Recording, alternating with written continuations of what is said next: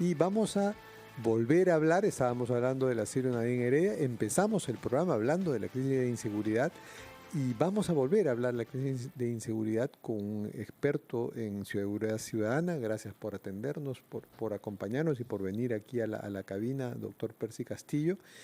Y queremos empezar a preguntarle por la última medida que está siendo polémica, bueno, por lo menos para los directamente afectados, que son los moteros, la gente que transita en motos. Ya está, mediante decreto supremo, habilitada una norma que prohíbe que dos personas vayan, circulen en moto. ¿Esta medida le parece adecuada? Usted ya estará empapado de sus detalles, algunos otros detalles deja a los motociclistas con grandes preocupaciones y a la policía de no saber cómo aplicarla. ¿Cómo la ve usted? Sí, como lo hemos señalado, esta norma tiene un severo problema. Nace sin una explicación clara a la ciudadanía de cómo es que va realmente a significar, va a tener un impacto directo en la reducción de la criminalidad, de la delincuencia. Son buenas ideas que les nacen, copian modelos de otros países donde se ha implementado, pero se han preguntado o han analizado qué resultados ha habido en esos países, ha habido en Colombia, en Ecuador, donde se ha implementado, si realmente ha funcionado para disminuir los crímenes que se cometen utilizando este tipo de vehículos. Han leído los últimos estudios que justificaron esas medidas y los retrocesos que se dieron. Y otro tema que fue grave, o que ha sido grave, es que el hecho de que se lance la prohibición sin tener una reglamentación. En Ecuador se dio la misma medida acompañada de una reglamentación clara que establecía excepciones, que señalaba justamente en qué casos podían transitar dos personas usando moto y establecía también qué sanción correspondía en cada caso. Aquí se lanzó la prohibición y luego el jefe de la policía ha tenido que señalar que ellos van a utilizar su buen saber leal y entender para establecer a quién detener y a quién no. Pero esta carencia de marco normativo era grave porque al no ser una falta administrativa, hasta ese momento no lo era, y solo es ahora para los que hacen delivery, y al no ser tampoco entrar con dos personas en una moto no podría ser considerado directamente causal para imputar a alguien estar cometiendo alguna actividad delictiva, iba a poner a la policía pues, en una cuestión muy compleja de tener que intervenir a su buen saber y entender, y luego no saber estrictamente qué hacer. Ya, no tienen permiso, no hay excepciones, ¿qué hago? ¿Te dejo ir? Van a irse caminando los dos llevando la moto. Si te llevo a la comisaría, ¿cuál es el supuesto? Identificación. Para la identificación, para el control de identidad, también hay normas que establecen qué supuestos cabe y en qué no. Es decir, si hay una norma, sin el desarrollo completo, sin una justificación previa, sin un desarrollo real, que iba a traer muchos problemas de aplicación a la policía, que iba a causar un severo impacto en las personas que utilizan la moto como medio de transporte, y por eso se ha tenido que morigerar esos efectos mediante un nuevo reglamento que establece que esta prohibición de utilizar dos personas una misma moto solo se aplica a los servicios de delivery, ¿no? Doctor Castillo, muy buenos días. Le saluda Carlos González desde Trujillo. Nos comentaba usted sobre la experiencia de esta medida en otros países. Si nos pudiera, por favor, hacer un resumen de cuáles han sido finalmente los resultados tras aplicarse esta norma, sobre todo en relación directa con el manejo de la inseguridad ciudadana. En Colombia fue un primer país pionero donde se aplicó, pero no a nivel nacional, sino en diversas circunscripciones. El resultado fue mixto. En algunos lugares, durante algún tiempo, se tuvo una disminución menor, aunque disminución, del número de delitos cometidos mediante ese medio, utilizando la moto. Sin embargo, aumentaron otros, los delitos continuaron, pero utilizando, por ejemplo, vehículos, bicicletas, etc. Ecuador recientemente ha copiado la misma lógica colombiana, pero estableciéndolo a nivel nacional, porque acordémonos que en Ecuador también hay un estado de excepción a raíz del tema de inseguridad, pero como les señalaba, introdujeron en la misma norma señalamientos de excepción, es decir, en qué casos estaba permitido que dos personas utilicen la misma moto. Todavía no hay resultados concretos sobre la aplicación de esa medida en Ecuador, pero ¿qué es lo que se ha establecido, digamos, con estudios muy iniciales a nivel de las Américas? Que no hay un resultado tangible que nos diga que efectivamente esto va o contribuye de manera directa o es decisivo para bajar los índices de criminalidad. Y no lo es básicamente porque en nuestros países hay un problema de control general, el control es muy débil, muy laxo, y también obviamente porque la criminalidad aprovecha esas falencias para utilizar otros medios. En este fin de semana lamentablemente se han cometido 2 hechos de sicariato y esta vez han utilizado vehículos, no han utilizado autos y han cambiado los autos en la huida y no los han podido detener, ¿no? Es decir, el fenómeno criminal, estos delincuentes organizados van a utilizar otras estrategias, la que mejor les funcione para continuar haciendo sus actividades. Y es que justamente una reacción, un acto reactivo que va a un medio que es intercambiable no es la solución obviamente final a un asunto que requiere otro tipo de medidas, ¿no? Doctor Castillo, o sea que en resumen la experiencia internacional y regional, Colombia y Ecuador, nos dicen que esta medida podría ser útil los primeros meses, pero no es sostenible. No es sostenible. Usted ha hecho bien en mencionar Ecuador, porque quiero hacer el siguiente símil y por favor pedirle un comentario sobre los datos reveladores de la encuesta de Datum de hoy en el comercio, ¿no? En Ecuador ha sido reelegido un presidente que sigue pasando por una terrible crisis de inseguridad, pero sin embargo ese presidente ha sido reelegido, Daniel Noboa, porque muy probablemente la ciudadanía percibe que, a pesar de que la crisis continúa, el principal poderoso del país, el presidente, está involucrado en el combate al crimen. Acá, en cambio, tenemos en la encuesta publicada en el comercio de Datum, que la presidencia de la República es imputada, la presidenta de la República, por 52% de entrevistados como la principal culpable de la crisis de inseguridad. Entonces no hay una percepción de que el Estado, de que la principal autoridad es consciente de el gran malestar y dolor que atraviesan los peruanos. Sí, los resultados son concluyentes y establecen responsabilidades del Poder Ejecutivo en primer lugar, porque es justamente quien debe brindar seguridad a todos los peruanos y peruanas. Partiendo de que es un deber esencial del Estado, es el hecho que justifica su existencia brindar seguridad, porque sin seguridad no se pueden ejercer derechos. Y también parte obviamente de una realidad, es la propia presidenta, el propio Poder Ejecutivo, la que ha desestabilizado seriamente el sistema de justicia en el Perú, con sus constantes ataques al Ministerio Público sobre todo y también al Poder Judicial, ¿no? Y también la propia encuesta revela una severa desconfianza en ambas instituciones claves justamente para combatir la inseguridad ciudadana.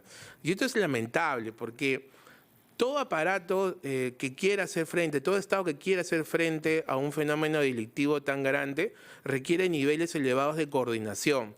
Para eso, por ejemplo, hay un sistema, una mesa de reforma del sistema de justicia donde se supone ahí se sienta la presidenta, se sienta el Poder Judicial, se sienta el Ministerio Público, la policía, etcétera, y tienen que tomar acuerdos y ponerlos en práctica en beneficio de la ciudadanía.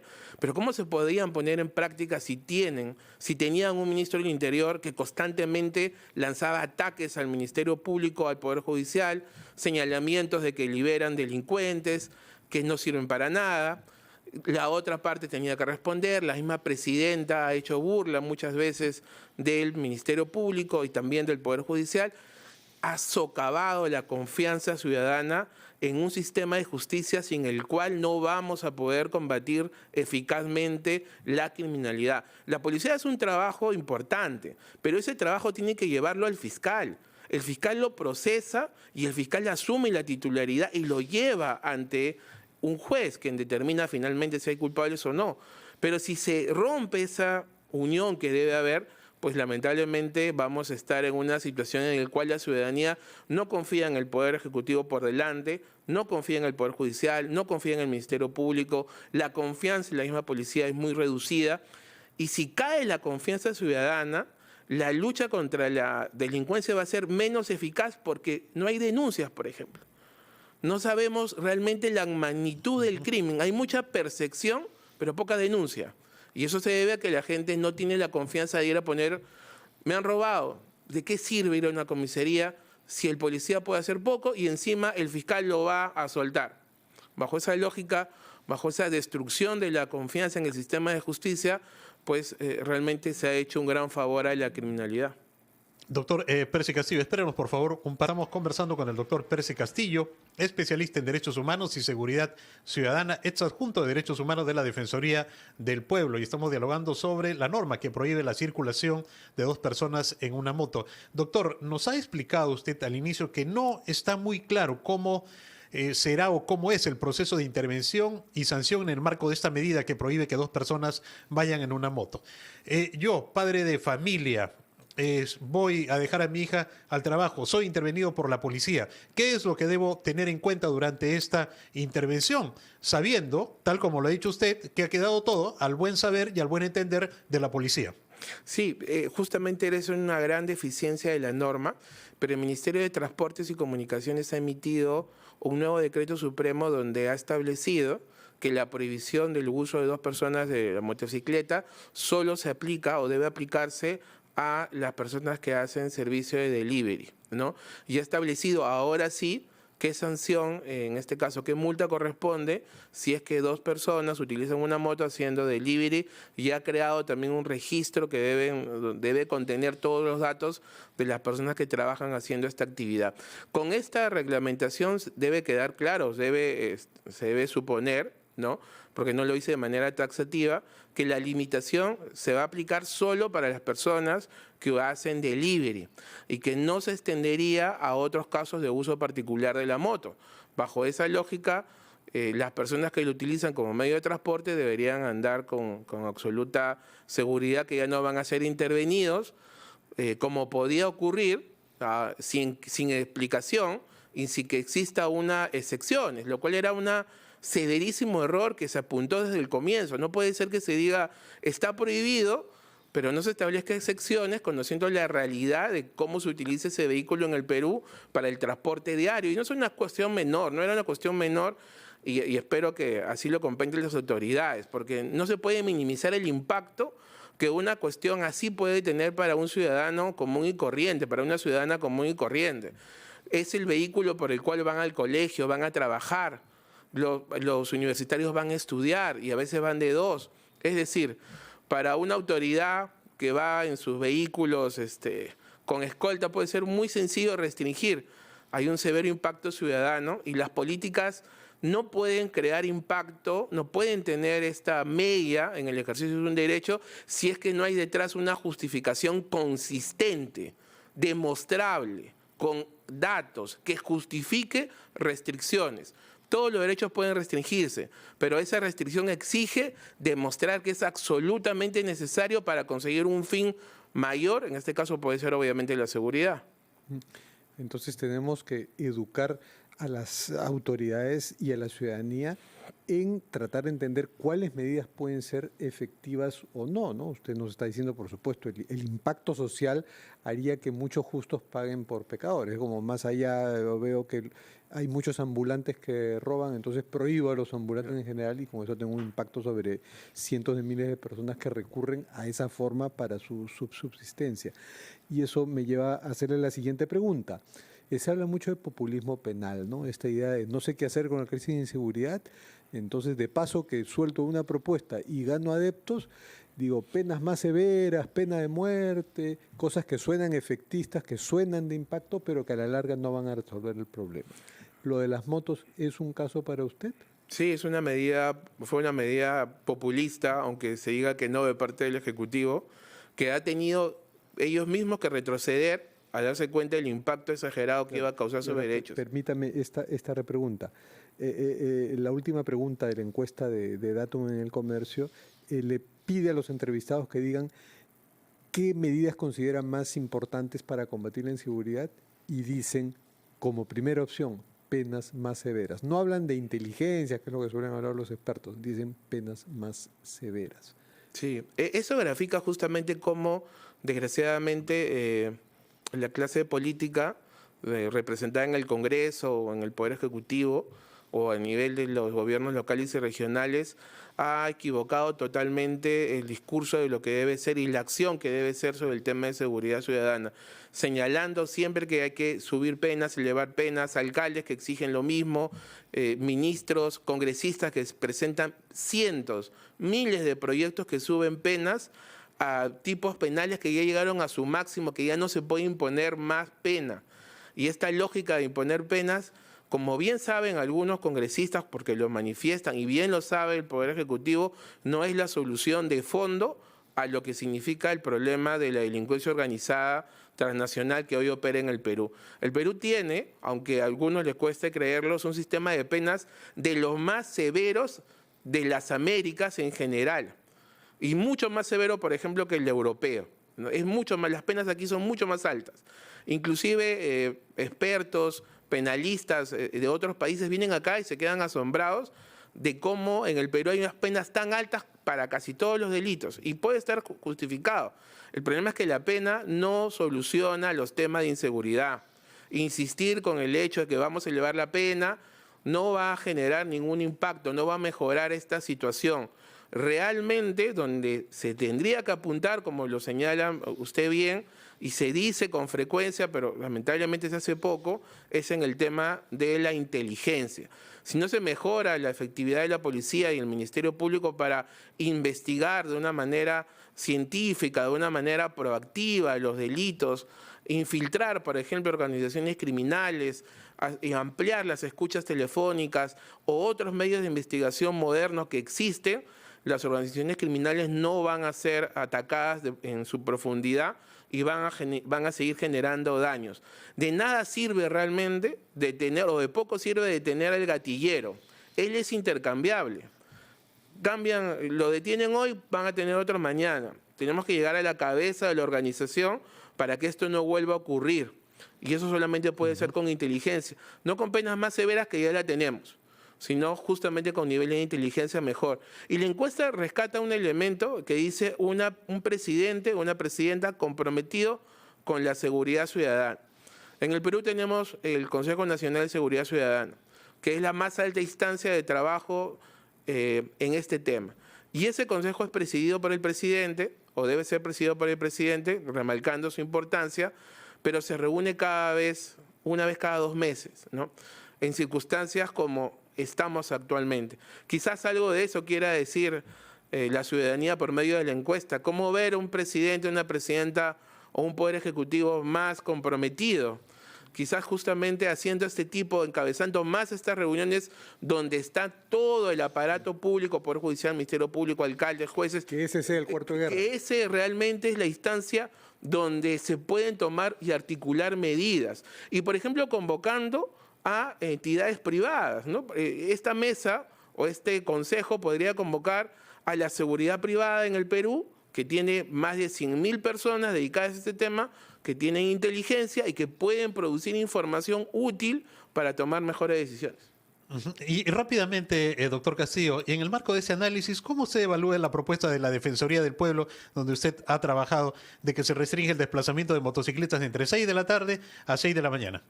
Bueno, se tuvo que retroceder después de que el actual defensor se reunió justamente con las organizaciones de personas que utilizan motos, y ellas les explicaron que era una medida pues que absolutamente grave, porque los afectaba severamente, ¿no?